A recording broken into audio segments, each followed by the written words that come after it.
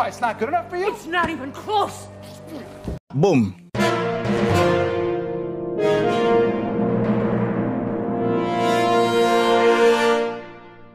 Hai semua, selamat datang di channel Nongton Film. Di sini, gue berperan sebagai joki nongton kalian. Untuk kalian yang gak punya waktu buat nonton, malas ngikutin film-film jadul, atau udah capek ketinggalan series yang berjilid-jilid. Di sini, kalian dijamin akan selalu up to date soal film tanpa harus membuang banyak waktu kalian. Jadi, kalian bisa tetap nyambung ngobrol seru dan bergosip soal film bersama teman-teman di sekolah, kantor, maupun di tukang sayur.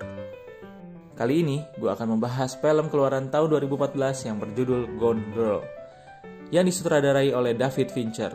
Film ini bergenre psychological thriller, diangkat dari novel karya Gillian Flynn dengan judul yang sama.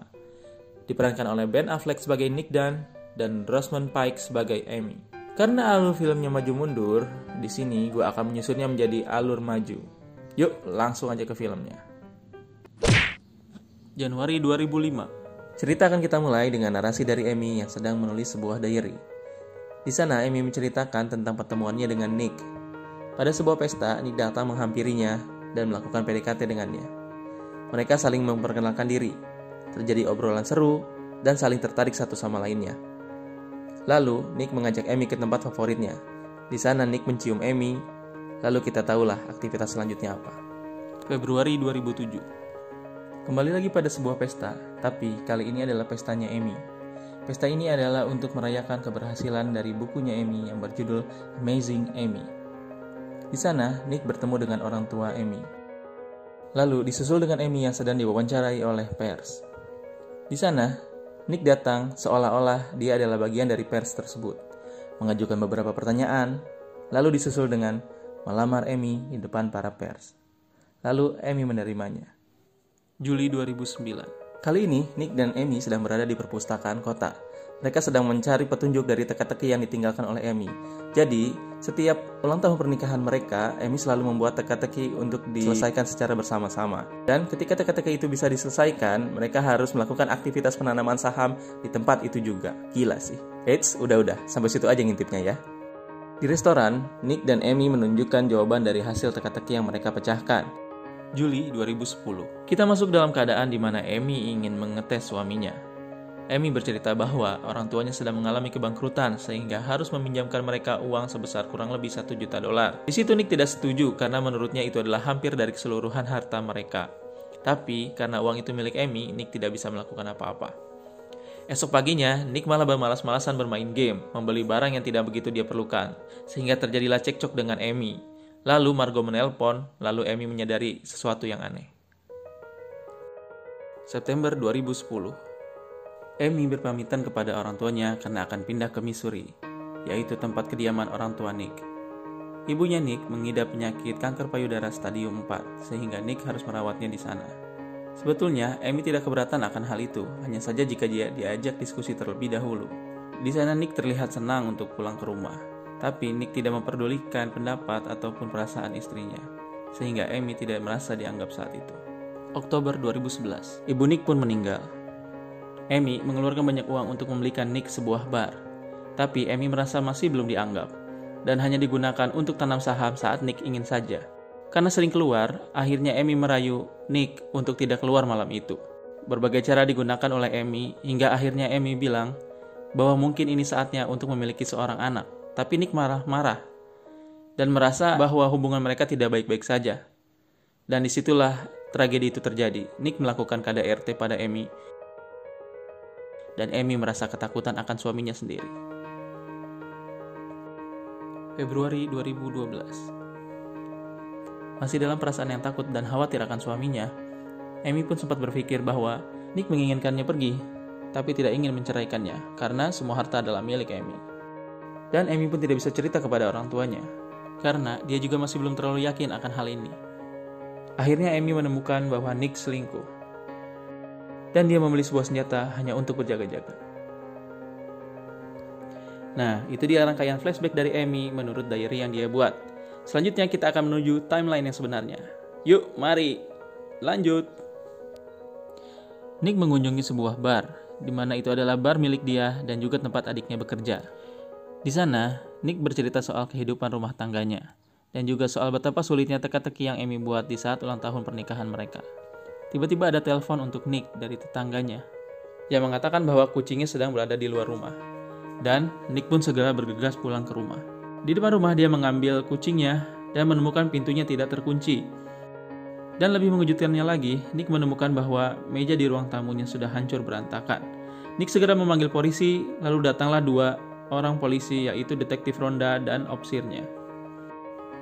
Di sana, mereka mengajukan beberapa pertanyaan terhadap Nick, menginvestigasi tempat-tempat yang memungkinkan beradanya barang bukti, lalu menandainya. Di dapur, mereka menemukan bercak darah, dan opsir menatap Nick dengan tatapan penuh curiga. Detektif ronda terlihat heran dan kagum bahwa ternyata istri Nick adalah Amazing Amy. Di kantor polisi, Nick dimintai sampel darah dan juga sidik jarinya. Detektif ronda berkata bahwa hilangnya Amy akan ditanggapi dengan serius berdasarkan bukti-bukti yang dia temukan di TKP. Mereka pun mulai mengajukan beberapa pertanyaan soal istrinya. Tapi Nick menjawab seakan dia tidak mengenal benar istrinya. Dia tidak tahu kebiasaan istrinya setiap hari, dia tidak tahu siapa sahabatnya dan siapa musuhnya. Itu membuat si opsir semakin curiga terhadap Nick. Jir, ngeliat si eta bangetna. Nick lalu menelpon mertuanya, tapi mertuanya ingin berbicara langsung pada detektif ronda. Tanpa disengaja, Nick menemukan ayahnya di ruangan sebelah. Dia ditemukan karena melarikan diri dari Comfort Hill. Di situ Nick emosional karena dia merasa ada di ruangan sebelah, tapi tidak ada yang menghubunginya. Lalu Nick mengantarkan ayahnya ke Comfort Hill. Karena rumah Nick akan diinvestigasi oleh polisi dan menjadi TKP, maka Nick memutuskan untuk menginap di rumahnya Margo. Di TKP, detektif ronda dihampiri oleh tetangga Amy yang bernama Noel. Di situ dia bersikeras ingin mengatakan sesuatu, tapi detektif ronda menghindarinya. Tim investigasi yang sudah berada di rumahnya Nick menyelidiki cipratan darah di dapurnya. Polisi juga menemukan hal lain, yaitu semua properti seperti rumah, mobil, kartu kredit, pemesanan, pemasukan, tagihan telepon, semua atas nama Amy, termasuk bar milik Nick. Dan pada sebuah laci di kamar ditemukanlah amplop bertuliskan Clue 1. Di scene lain diperlihatkan bahwa Nick dan mertuanya sedang menghadapi konferensi pers. Saat itu Nick hanya menyampaikan pesan seadanya. Sementara orang tua Amy dengan penuh perasaan dan penuh persiapan, mereka telah membuat hotline dan website resmi untuk siapa saja yang bisa memberikan informasi terhadap hilangnya Amy. Di sini adalah salah satu kesalahannya Nick, yaitu dia tersenyum saat difoto di samping poster hilangnya Amy. Orang tua Amy mulai bercerita tentang beberapa orang yang patut dicurigai. Yang pertama adalah Tommy, mantan yang dituntut untuk pelecehan seksual terhadap Amy. Dan juga ada Desi, mantan yang berniat bunuh diri karena diputuskan olehnya. Setelah itu, Nick lalu dipanggil untuk ditanyai mengenai amplop yang bertuliskan Clue 1. Nick mengatakan bahwa itu hanyalah teka-teki yang dibuat Amy karena hari ini adalah hari ulang tahun pernikahan mereka. Setelah dibacakan isinya, Nick tahu keberadaan petunjuk selanjutnya. Dan tempat petunjuk nomor 2 adalah kantor di mana Nick mengajar sebagai dosen. Di sana, detektif ronda menemukan sebuah cangcut merah yang dijadikannya sebagai barang. Petunjuk nomor 2 pun dibacakan dan mengacu kepada kata-kata Brown House. Nick bersikeras tidak tahu akan jawabannya apa. Nick lalu pergi menuju ke sebuah rumah dan ternyata itu adalah rumah ayahnya. Di sana, Nick menemukan sebuah petunjuk lagi, yaitu petunjuk nomor 3. Alarm pun berbunyi, lalu tiba-tiba detektif ronda muncul. Nick marah karena merasa diikuti dan bersikeras bahwa rumah ini bukanlah Brown House yang dimaksud. Scene beralih ke tempat berkumpulnya para sukarelawan pencari Amy. Di sana, Nick terlihat tidak tahu caranya bersikap dan menyesuaikan diri dengan keadaannya. Detektif ronda menanyakan soal sahabatnya Amy, yaitu Noel. Tapi Nick benar-benar tidak tahu soal Noel. Di lorong, tiba-tiba ada emak-emak yang ngerayu si Nick dan ngajak si Nick selfie. Dan begonya lagi, si Nick mau. Ibunya Amy marah karena merasa Nick hanya bersenang-senang di sana. Tapi Nick meyakinkan bahwa dia hanya bersikap baik. Kita kembali ke TKP. Di sana detektif menyelidiki soal beberapa banyak barang yang dibeli tapi tidak ada di rumahnya. Tiba-tiba Noel yang mengaku sebagai sahabatnya Amy bersikeras untuk masuk dan mengatakan sesuatu. Tapi tidak bisa karena ini adalah sebuah TKP. Margo merasa bahwa Nick tidak sepenuhnya jujur terhadapnya. Di tengah malam, tiba-tiba Nick mendapatkan pesan yang bertuliskan "Aku ada di luar". Nick mencoba membuka pintu, lalu tiba-tiba masuklah seorang gadis belia yang ternyata itu adalah selingkuhannya Nick, salah satu dari mahasiswinya Nick. Dan dalam situasi seperti ini, mereka malah mantap-mantapan. Jir, suami tablo emang Nick. Di lain tempat, detektif ronda dan opsirnya menyambangi sebuah tempat yang disinyalir sebagai pusat perdagangan ilegal. Dan dia menemui seseorang dan menanyakan soal Amy. Dia mengatakan bahwa Amy membeli sebuah senjata darinya. Esok paginya, Nick buru-buru menyuruh selingkuhannya untuk pergi dari rumah Margo, tapi terlambat. Ternyata Margo sudah ada di sana sejak pagi. Lalu dia pun murka. Dia memarahi Nick karena Nick begitu tablo. Lalu, Margo pun menyalakan televisi untuk memberitahukan kepada Nick betapa tablonya dia. Tapi di sana juga ada pengacara Tanner Bolt yang membela Nick. Margo menyarankan agar Nick menyewanya. Tapi Nick bilang bahwa dia masih belum membutuhkannya. Sementara itu, di kantor polisi, mereka menemukan adanya bukti bahwa ada jejak darah yang dihapus menggunakan pembersih di lantai dapur Nick. Pada malam harinya, Nick dan mertuanya kembali berpidato di depan seluruh sukarelawan yang sedang mencari Amy. Namun, di tengah pidatonya, Noel mencelanya. Dia mengatakan di mana Amy karena dia sedang hamil 6 minggu. Nick yang kaget mendengarnya, lalu turun dari altar dan berlari ke arah rumahnya. Detektif Ronda pun datang menghampirinya di rumah, lalu membeberkan bukti bahwa ternyata Noel adalah benar sahabatnya. Itu terlihat dari foto-foto keakraban mereka. Selain itu, Detektif Ronda juga menunjukkan ada yang ganjil pada rumahnya Nick, bahwa TKP yang ada di ruang tamu itu adalah hal yang dibuat-buat. Lalu diperlihatkan bukti pembelian dari kartu kreditnya Amy atas nama Nick. Tapi Nick menyangkal semua pembelian itu. Lalu diperlihatkan juga bukti asuransi jiwa Amy yang dinaikkan oleh Nick sebesar 1,2 juta dolar. Nick berdalih bahwa itu adalah permintaan dari Amy. Detektif Ronda pun mendapat telepon bahwa ternyata Amy benar hamil. Nick yang naik pita membanting gelas, lalu mengatakan bahwa tidak akan berbicara kepada mereka lagi tanpa seorang pengacara. Margo pun datang menghampiri Nick di rumahnya. Di sana Margo melampiaskan kekecewaannya terhadap Nick dan hampir percaya bahwa Nick adalah pembunuhnya. Nick bilang bahwa sebenarnya Amy lah yang tidak menginginkan seorang anak. Setelah Margo pulang, Nick kembali teringat akan petunjuk nomor 3 yang belum dia baca. Scene beralih ke rumah ayahnya Nick. Di sana, Detektif Ronda dan opsirnya sedang mencari petunjuk lainnya. Karena kasus ini diduga sebagai pembunuhan, maka hal yang harus dilakukan adalah menemukan mayatnya. Sementara di rumah, Nick sedang berusaha memecahkan teka-teki dari petunjuk nomor 3 dan akhirnya menemukan kata wood store. Karena sudah mengetahui jawabannya, Nick menyelinap ke belakang rumah menghindari para pers dan menuju ke gudangnya Margo. Setelah membuka pintunya, alangkah terkejutnya Nick karena melihat banyaknya barang yang ada di sana. Lalu, dia melihat sebuah kotak yang misterius. Kembali ke Detektif Ronda. Di ruang bawah tanah, dia memeriksa tungku perapian dan menemukan sebuah buku yang nyaris terbakar. Dia mengambil buku tersebut lalu memeriksanya. Nah, ini dia plot twistnya. Di tempat lain, terlihat Amy sedang berkendara. Ternyata, Amy masih hidup. Di sana juga terdapat catatan rapi tentang rencana yang dia buat. Ternyata itu adalah jebakan Amy untuk suaminya yang telah merampas harga diri, martabat, serta uang milik Amy. Untuk menyempurnakan aksinya, Amy mempelajari banyak buku, menonton banyak studi kasus, dan juga mulai berteman dengan tetangganya yang dia anggap bodoh. Pada Noel, dia bercerita tentang permasalahan dalam rumah tangganya, serta kekerasan oleh suaminya. Amy mulai berbelanja banyak hal dengan kartu kreditnya, dan juga menaikkan asuransi jiwanya atas nama Nick, dan membeli sebuah senjata bodong untuk menyempurnakan alibinya. Karena warga Amerika menyukai wanita hamil, maka Amy berniat untuk memalsukan kehamilannya. Amy merusak toiletnya dan membuat tetangganya kebelet pipis.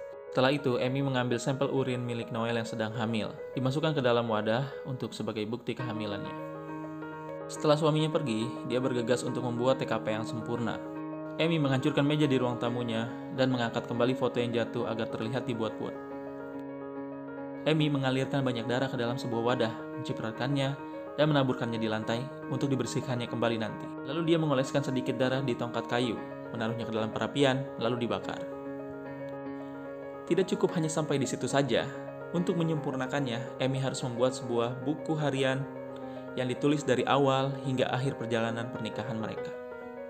Lalu dia menyembunyikan bukunya di perapian dan membakarnya sedikit. Tidak lupa dia menyalakan alarm untuk membuat alibi bahwa bukunya tidak sempat dibakar habis. Dan lalu menyimpan hadiah yang banyak itu di penyimpanannya Margo. Dan yang terakhir, jika rencananya tidak sesuai dengan rencana, maka dia akan melakukan bunuh diri dengan tenggelam di dasar danau, sehingga mereka berdua akan mati pada akhirnya. Dalam pelariannya ini, Amy berusaha untuk merubah penampilannya, mencukur dan mengecat rambutnya. Lalu, Amy juga menyewa sebuah losmen atau motel untuk tempat dia bersembunyi. Di sana, Amy menghitung uangnya kembali, lalu menyimpannya di tas pinggang agar aman. Dengan menggunakan palu, dia melukai wajahnya untuk suatu tujuan. Nick mengetuk pintu Margo dan meyakinkannya untuk mempercayainya kali ini, dan menunjukkan apa yang ada di dalam gudang penyimpanan Margo. Di sana terlihat banyak sekali hadiah yang ditinggalkan oleh Amy. Nick membawa salah satunya dan membukanya. Isinya adalah sebuah boneka dari kayu yang bersimbol atas kekerasan rumah tangga. Kembali ke motel tempat kediaman Amy. Di luar, Amy bertemu dengan tetangganya. Dia mengobrol dan berbicara satu sama lain hingga terdapat persamaan di antara mereka. Di lain tempat, Tanner Bolt yang berada di tempat kerjanya dihampiri oleh Nick. Nick berniat untuk menyewa Tanner Bolt dan menceritakan seluruh duduk perkaranya. Tanner Bolt terlihat sangat antusias akan kasus ini. Lalu dia menunjukkan sebuah data tentang mantannya Amy, yaitu Tommy. Nick yang mengetahui data tersebut langsung datang mengunjungi Tommy. Tommy adalah pria yang terjerat kasus pelecehan seksual terhadap Amy. Tommy bercerita bahwa semua yang dituduhkan kepadanya adalah jebakan Amy. Di bandara, di tengah perjalanan pulang Nick, dia melihat sebuah berita mengenai Margot. Di situ dituduhkan bahwa Nick dan Margot memiliki hubungan yang tidak wajar. Amy yang merasa rencananya berhasil lalu bergegas menghubungi polisi untuk mengatakan bahwa ada aktivitas aneh yang terjadi di gudang penyimpanan Margot. Di samping itu, Nick datang untuk menghampiri rumah kediaman Desi. Nick mengajukan beberapa pertanyaan, tapi itu malah menyinggung hati Desi. Desi menutup pintu lalu kembali masuk ke rumahnya. Paginya, Tanner Bolt datang ke rumah Margot. Di sana, mereka membahas tentang teka-teki milik Amy. Teka-teki itu selalu merujuk ke suatu tempat, dan tempat itu adalah tempat di mana Nick berselingkuh. Nick juga percaya bahwa tempat yang dituju oleh clue tersebut mengandung unsur jebakan. Di kantor Nick, ditemukan sebuah cangcut merah. Di gudang ditemukan banyak hadiah. Jebakan yang belum ditemukan adalah yang berada di rumah ayahnya Nick. Tapi terlambat, rumah ayah Nick sudah disegel oleh polisi. Itu berarti ada yang ditemukan di sana dan itu sangat penting. Cara lainnya adalah mengungkap siapa selingkuhan Nick sebenarnya dan ada apa di gudang Margot pada polisi. Tapi konsekuensinya adalah Margot akan dituduh akan hal itu. Kita kembali lagi ke Amy.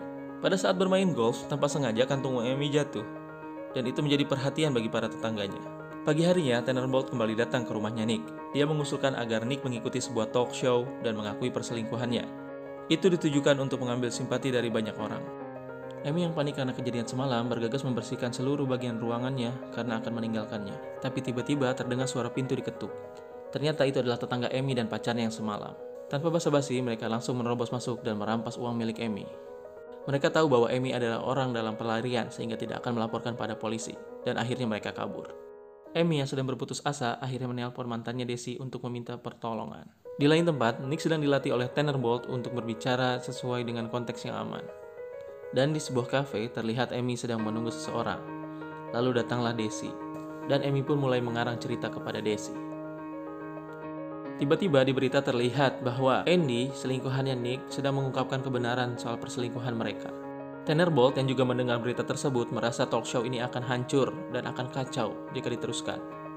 Tetapi Nick bersikukuh akan melakukannya karena dia yakin bisa mengatasinya. Di lain tempat, Desi membawa Amy ke villa mewah miliknya di suatu pelosok daerah. Di sana, Amy mulai mempelajari letak CCTV dari villa tersebut. Malamnya, Amy dan Desi menonton sebuah acara talk show tentang Nick. Nick berterus terang bahwa dia adalah orang yang brengsek, suami yang buruk untuk Amy, tapi dia sangat mencintai Amy. Amy terkejut mendengar pernyataan itu. Di tempat kediaman Margot, polisi datang untuk menggeledah gudangnya. Mereka menemukan banyak barang bukti di gudang tersebut. Rhonda kecewa terhadap Nick karena sudah percaya.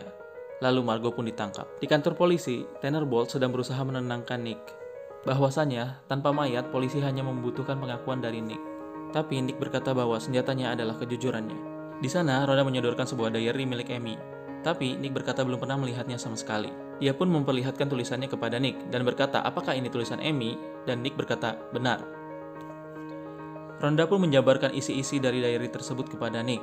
Dan Nick mengiyakan. Namun, pada poin KDRT, Nick menyanggahnya. Tiba-tiba datang barang bukti, yaitu adalah tongkat pemukul kayu yang bersimbah darah yang sebelumnya berada di perapian Nick. Rhonda mengatakan bahwa jejak darah tidak akan hilang jika dibakar. Dan dengan tegas Rhonda mengatakan bahwa, Nick, kamu ditahan atas tuduhan pembunuhan terhadap Amy. Perilaku Amy terhadap Desi mulai berubah, seolah sedang merencanakan sesuatu. Lalu Amy mencium Desi, menggigit bibirnya, mengacak rambut dan juga mengeluarkan bajunya. Ternyata itu adalah bagian dari rencana Amy agar Desi terlihat berantakan saat di CCTV. Amy lalu mengikat kakinya dengan tali, mengambil anggur merah, dan membasahkan bajunya dengan anggur tersebut. Dan dengan piawainya, Amy mulai berakting di salah satu sudut CCTV yang ada. Kenapa nggak jadi aktris aja sih, Neng? Nick yang sedang berada di dalam sel lalu dijemput oleh Tanner dan adiknya Margot. Mereka mendapatkan kesempatan jaminan sementara untuk tinggal di rumahnya. Di luar, banyak sekali pers dan massa yang sedang mencerca mereka. Tanner Bolt berkata pada mereka bahwa dua orang andalannya telah menemukan jejak rambut milik Amy. Di suatu malam, di villa milik Desi, terlihat Amy sedang mengikat tangannya dengan erat sehingga menimbulkan jejak. Lalu dia mengambil sebotol champagne dan ditusukkan ke bagian, sudahlah. Tak lama, Desi pun pulang dan melihat Amy sedang duduk sambil menggodanya. Lalu mereka pun mantap-mantapan. Saat sedang di puncak kenikmatan, Amy mengambil pisaunya lalu menyabetkannya ke lehernya. Sepet! Desi pun mati dan Amy pun bersimbah darah. Keesokan paginya di tempat Nick mendengar suara gaduh di luar sana. Lalu Nick keluar dan melihat sebuah sedan terparkir di depan. Di bagian kemudi terlihat Amy. Amy pun berjalan keluar dengan bersimbah darah, disusul dengan para pers yang mendekat. Amy berlari lalu memeluk Nick. Nick terlihat sangat heran. Sambil berbisik Nick berkata, "You fuck." Dan Amy pun pura-pura pingsan. Drama queen. Di rumah sakit Rhonda pun ngajakin Nick baikan. Dia menanyakan apakah ada yang aneh. Dan Nick menjawab, "Ya, tentu saja semuanya aneh." Lalu Amy pun diinterogasi oleh para polisi. Di situ, Amy ditanyai soal kronologis kejadian mengapa Amy bisa diculik oleh Desi. Amy pun menceritakannya dari awal sampai akhir, yang kita tahu itu hanya karangan semata. Tapi, detektif Rhonda menyela semuanya dan bertanya soal hal-hal yang ganjil. Amy terlihat enggan menjawabnya, lalu mengalihkan ke pembicaraan yang lainnya. Sehingga polisi di sana bersimpati untuk Amy. Kecuali Rhonda ya. Akhirnya Amy pun diizinkan pulang. Sampainya di rumah, Nick dengan tegas menanyakan apa yang sebenarnya terjadi kepada Amy. Dia akan mengatakannya dengan jujur jika Nick membuka bajunya, karena Amy khawatir ada penyadap di bajunya Nick. Karena pada saat di talk show, Amy melihat Nick yang sesungguhnya. Dia merasa Nick sedang meminta pengampunan darinya, lalu membunuh Desi untuk kembali kepada Nick. Nick yang tidak percaya akan kata-katanya Amy tetap bersikeras untuk meninggalkan Amy. Tetapi, Amy berhasil memanipulasi pikiran Nick sehingga Nick mau menurutinya. Mereka pun bersandiwara tentang kemesraan hubungan mereka di depan publik dan pers. Dengan terpaksa dan berat hati, Nick mengikuti sandiwara tersebut. Di luar pengetahuannya Amy, Nick mengajak Rhonda, Tanner, dan Margo untuk bertemu. Dia mengungkapkan bahwa ternyata Amy mengakui bahwa dia telah membunuh Desi. Tapi mereka tidak bisa melakukan apa-apa tanpa bukti. Karena tidak ada yang bisa dilakukannya, akhirnya Tanner undur diri. Dia mengatakan bahwa Nick dalam keadaan baik-baik saja, asal tidak membuat Amy marah. Mamam tuh. Di lain waktu, Amy memberikan surprise kepada Nick. Setelah dibuka, ternyata itu adalah test pack hamilan Amy. Nick yang mengetahui hal tersebut langsung murka karena merasa tidak pernah menggauli Amy sebelumnya. Tetapi Amy dengan lihainya meyakinkan Nick bahwa apa yang akan terjadi jika Nick meninggalkan Amy. Lalu dengan tablonya, Nick mengikuti permainan Amy. Scene beralih ke rumah Margo. Di sana Margo menangis, tidak terima bahwa Nick mengikuti permainannya Amy. Tapi Nick menjawab dia harus melakukannya karena mempunyai tanggung jawab. Lalu Scene tertuju ke sebuah acara talk show. Di sana mereka mengungkapkan kebahagiaan mereka, kemesraan mereka, dan yang terakhir mereka mengumumkan bahwa mereka akan mempunyai anak. Dan akhirnya pasangan yang saling mencintai ini hidup bahagia selamanya. Dalam dunia sandiwara tentunya. Dan film pun berakhir. Yup, itu adalah alur cerita dari Gone Girl. Bagaimana menurut kalian teman-teman? Menurut gua ini filmnya gokil parah. Cerita yang perfect ditambah dengan acting yang mumpuni membuat ini menjadi sebuah mahakarya yang super. Kalau kalian mau merasakan langsung tensinya, ketegangannya, gemesnya, gregetnya, acting para karakternya, kalian tonton aja deh sendiri filmnya. Dijamin kalian gak akan nyesel. Karena ini pengalaman pertama gue di bidang recap, gue mohon dengan sangat kepada kalian untuk memberikan gue saran dan pendapat di kolom komentar ya teman-teman. Gimana cara pembawaan gue, editing gue seperti apa, ini aman atau enggak gue pakai fair use-nya. Tolong banget kasih komentar di bawah. Dan kalau kalian ada request soal film-film menarik lagi, kalian juga boleh request di kolom komentar di bawah. Yap, terus dukung channel ini supaya berkembang semakin baik lagi dengan cara share, like, subscribe, dan komen spam pun gak apa-apa deh. Gua dari kru nonton film.